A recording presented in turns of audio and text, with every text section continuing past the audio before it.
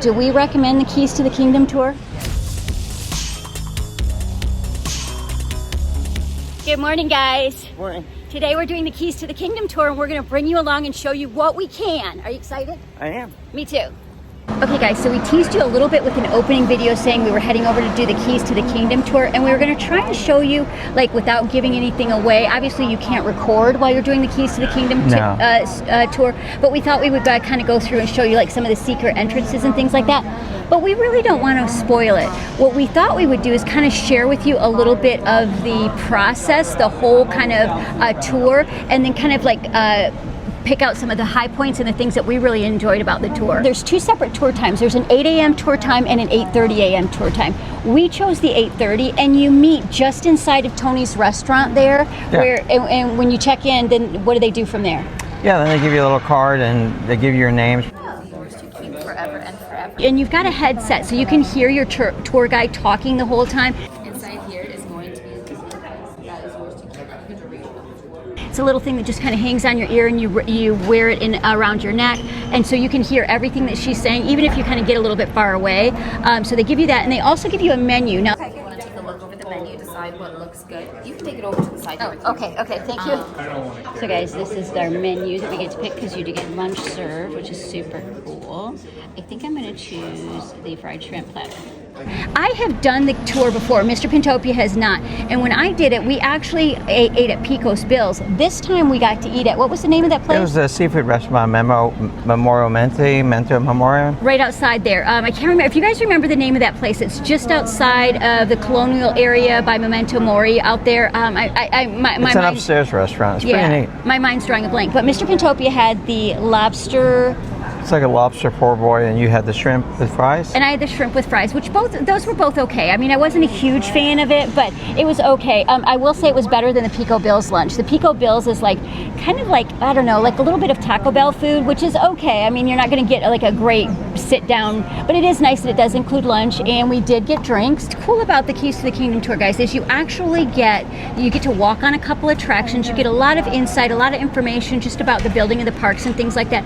But from the opening from after we received our microphones and stuff, we walked down Main Street, which, if you guys didn't know, there's something pretty cool about the windows on Main Street. I don't want to ruin too much about that or tell you guys too much about it, because I don't want to, like I said, if you're planning on doing, definitely, we highly recommend that you do the Keys to the Kingdom tour. It's definitely worth it. You learn a lot about the history of the park. Next thing we did was we walked down Main Street, and then we kind of got some information about the inside scoop, about the planning of the park. Yeah, they tell you everything about like their philosophy and inside ideas that Walter and Roy had. It's kind of neat, things that I never thought of. It's very factual based, and a lot of knowledge that you wouldn't usually get. And a lot of hidden Easter eggs in there of things that they put in the park that were meaningful to like Roy and Walt Disney and the other people who helped make it possible. Definitely, 100%. And then from that kind of tour from Main Street, then we kind of went off down to the side to where Adventureland is, and we kind of wound up outside of the Jungle Boat cruise. Yeah. Which guys, I mean, you know, when you get a fast pass and you get to kind of just walk right on an attraction, we actually got to go into the exit section of the attraction and get on there and then bypass the whole line. Yeah. So from there they took us over to the Tiki Hut, which is something very interesting. What did they tell us about the Tiki Hut? Oh, that the thatched roof they really don't know about, and then she took her stick and tapped on it, and all the first part of the thatched roof is all pieces like shredded aluminum, like aluminum cans. So that's the only little thing that we're going to share with you guys. Yeah. We're not going to share anything else, but yeah, so the next time you guys walk past the Enchanted Tiki Room, look up at the thatched roof. It's not really straw and stuff like that. It's like Mr. Pintopia said, it's actually aluminum. Yeah. So that's it. That's the only thing that we're going to share with you, because there's so much other great information. There's a ton of hidden things, and it kind of brings you like, I think, like 5 or 6 levels above what you'd ever know about Disney that you thought you knew. Yeah. Which is a great part of it. When I originally did the Keys to the Kingdom tour back just after COVID, they also included Pirates of the Caribbean, which was amazing because there's some amazing Easter eggs about that. Unfortunately, and that's Mr. Pintopia's favorite ride. Unfortunately, we didn't get to do the the Pirates of the Caribbean section because they have the Starlight Parade back there right now, so we couldn't get back in there. I think it's like real congested, I think. Yeah, so then from there, we went ahead and we had lunch. Okay, and then from lunch, we went over to the Haunted Mansion, which something was very interesting, and I'm sure some of you guys know this. However, Mr. Pintopia and I did not know this. A lot of the thing that you're seeing in that dining room area, it's not projections. It's actually where they project an image onto glass that kind of gives it that ghost looking thing, kind of like when you're standing outside at night and you get a reflection of your image on glass. That's Right. very, very neat.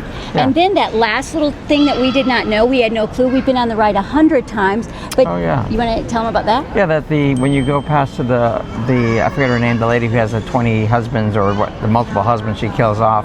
At the end, when you go backwards, I really didn't read that right. I guess you're supposed to be falling out the attic window because you're going through the attic, and you're falling through the attic window like into the backyard cemetery. And I didn't know that.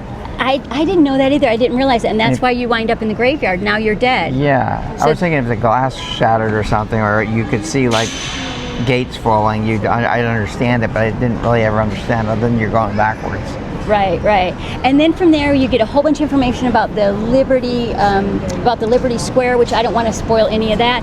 And then we went to the actual utilidors, which I don't know if you guys realize, but Disney, the castle is actually the second story. There's a whole building. They think it's tunnels.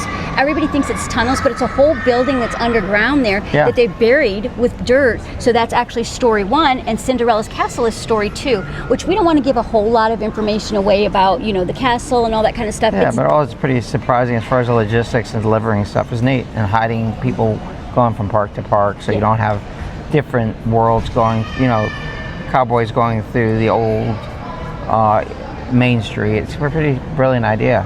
But all in all, do we recommend the Keys to the Kingdom tour? Yeah, definitely. It was really neat. If you really like Disney and you want to know the nuts and bolts of it and a lot of history and a lot of trivia, it's pretty amazing. 100%. And like I said, it is about $140-ish, but it does include lunch. You do get to walk on now. When I did it the first time, 3 attractions, but of course they didn't have the pirates this time because of the things with the floats. So, all of it, it's definitely a great value. So yes, from Mr. and Mrs. Pintopia, we 100% recommend 100%. the Keys to the Kingdom tour. And guys, thank you so much for watching. Don't forget to hit that notification bell and that subscribe, and we will see you in the parks. Happy Thanks for collecting. watching.